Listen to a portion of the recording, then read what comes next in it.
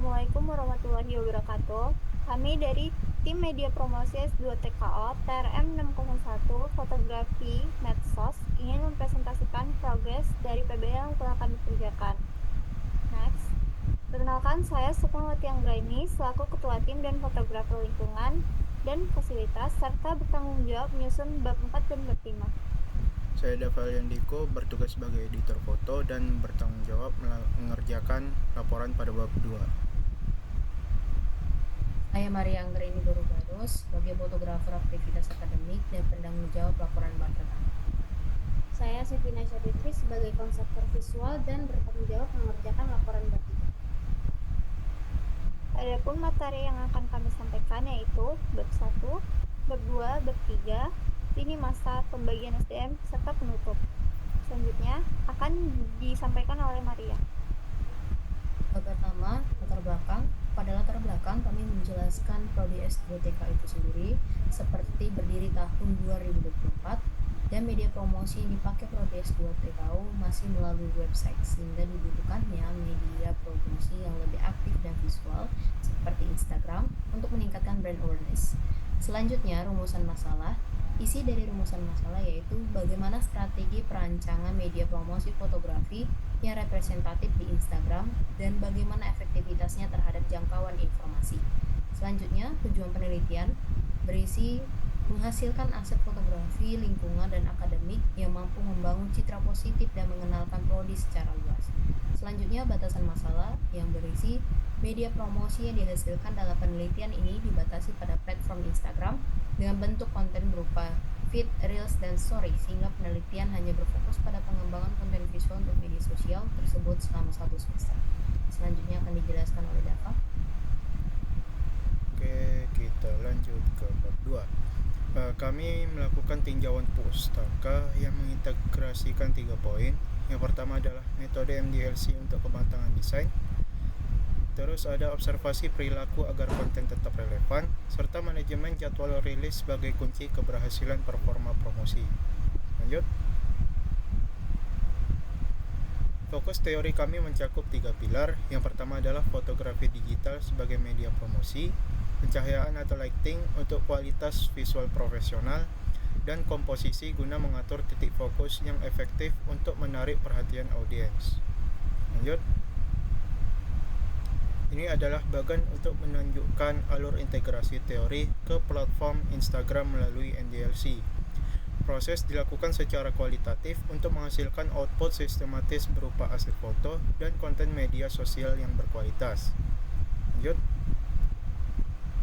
Kita masuk ke bab 3.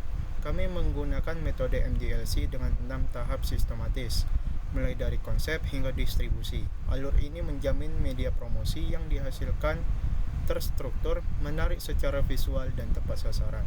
Next slide bakal dijelaskan oleh Sevina. Oke, pada slide ini saya akan menjelaskan tahapan-tahapan apa saja yang kami gunakan dengan metode perancangan MDLC. Tahapan pertama yaitu ada konsep. Kami menentukan target audiens, tujuan promosi, dan konsep konten media sosial. Kemudian Instagram itu dipilih sebagai platform utama dan hasilnya dirangkum dalam project itu. Kemudian yang kedua ada desain. Tahap desain ini dilakukan dengan merancang konsep visual, dan pada tahap ini ditentukan gaya fotografi, color palette yang sudah dibuat dirancang di dalam mood board sebagai acuan konten media sosial kami. Terus yang ketiga ada material collecting. Di tahap ini kami melakukan mengumpulkan aset fotografi berupa dokumentasi ruang kelas, fasilitas, gedung, kemudian foto dosen, kemudian seluruh foto diseleksi sesuai kebutuhan kami. Yang keempat ada tahap assembly, merupakan proses pengolahan foto melalui penyuntingan warna, pencahayaan, dan cropping. Kemudian hasilnya itu disusun menjadi konten media sosial yang akan kami publikasikan. Baik, selanjutnya yang kelima yaitu testing.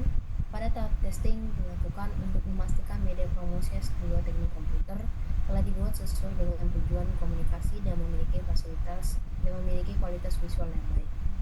Pengujian dilakukan dengan mengevaluasi kejelasan informasi, konsistensi desain, serta kesesuaian hasil fotografi dengan identitas program studi. Yang keenam, distribution. Pada tahap distribution dilakukan pemantauan terhadap respon audiens melalui metrik Instagram Insights seperti jumlah tayangan, suka, komentar, dan tingkat interaksi. Selanjutnya itu ada metode penelitian. Pada metode penelitian kami menjelaskan metode yang kami miliki, yang kami gunakan, yaitu pendekatan kualitatif dan model pengembangan multimedia development life cycle seperti yaitu MDLC. Di sini kami menjelaskan apa itu MDLC dan kualitatif beserta sumber citasinya sendiri. Selanjutnya, pada slide kali ini adalah tabel pemetaan metode. Yang pertama yaitu jenis produk perancangan konten fotografi dengan metode utamanya MDLC, dengan metode pendukungnya studi literatur, studi audiens, observasi, dan dokumentasi. Selanjutnya itu ada analisis efektivitas dengan metode utama kualitatif dengan metode pendukungnya kuesioner atau skala Likert. Selanjutnya, Baik, selanjutnya saya akan menjelaskan mengenai metode pengumpulan data yang kami gunakan dalam penelitian ini. Untuk memastikan produk kami tepat sasaran, kami menerapkan 4 metode utama. Yang pertama, kuesioner atau angket. Kami menyebarkan kuesioner kepada target audiens menggunakan skala Likert untuk mengukur efektivitas konten Instagram kami mulai dari aspek visual hingga tingkat kepuasan mereka. 2. Observasi. Kami melakukan pengamatan langsung di lapangan untuk memantau fasilitas dan aktivitas akademik, sekaligus mencatat kendala teknis yang mungkin muncul selama proses pengambilan gambar. Ketiga, next. Studi literatur dan dokumentasi. Kami membedah berbagai jurnal dan artikel ilmiah sebagai landasan teori serta mengumpulkan data visual pendukung untuk memperkuat brand awareness S2 TKO. Terakhir, ada validasi akhir. Kami melibatkan ahli materi dan ahli media untuk mengevaluasi apakah kualitas visual dan informasi yang kami sajikan sudah layak untuk dipublish secara profesional. Next. Lini masa proyek. Di minggu 1 dan sampai 4, tahapan awal, kami fokus pada analisis kebutuhan bersama klien, riset kompetitor, hingga perancangan konsep visual melalui moodboard dan checklist. Pada minggu 5 sampai 11, tahapan produksi. Ini adalah fase eksekusi intensif. Kami melakukan 5 sesi fotografi yang berbeda, mulai dari memotret lingkungan gedung, sesi foto dosen, aktivitas laboratorium, hingga gaya hidup mahasiswa sebagai film utama. Yang terakhir, minggu 12 sampai minggu 14. Tahapan ini yaitu tahapan finalisasi. Pada tahapan ini, kami melakukan kurasi dan editing akhir seperti color grading dan retouch untuk memastikan konsistensi visual sebelum akhirnya menyusun laporan dan mempresentasikannya. Next.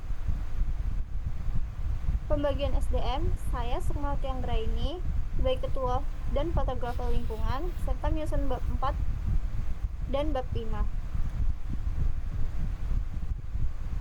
Saya Dava Aliandiko sebagai editor foto dan melakukan pengerjaan pada bab 2, sekaligus melakukan proses kurasi seleksi foto hasil produksi, melakukan pengolahan digital seperti color grading dan retouching agar visual konsisten dan profesional untuk meningkatkan brand awareness. yang Anggraini Baru-Barus berperan sebagai fotografi aktivitas akademik, bertanggung jawab menyusun bab 1. Sekaligus fokus pada pengambilan aset foto kegiatan belajar mengajar, interaksi dosen dan mahasiswa, serta membantu menyusun draft laporan penelitian dan pendataan riset. Saya Siti Naisha Fitri sebagai konseptor visual dan bertanggung jawab mengerjakan bab 3. Saya merancang konsep kreatif dan arah gaya visual yaitu moodboard, menyusun jadwal konten Instagram, serta merancang instrumen kuesioner untuk tahap evaluasi. Sekian presentasi dari kami. Mohon maaf apabila ada kekurangan dalam penyampaian. Terima kasih atas perhatiannya. Assalamualaikum warahmatullahi wabarakatuh.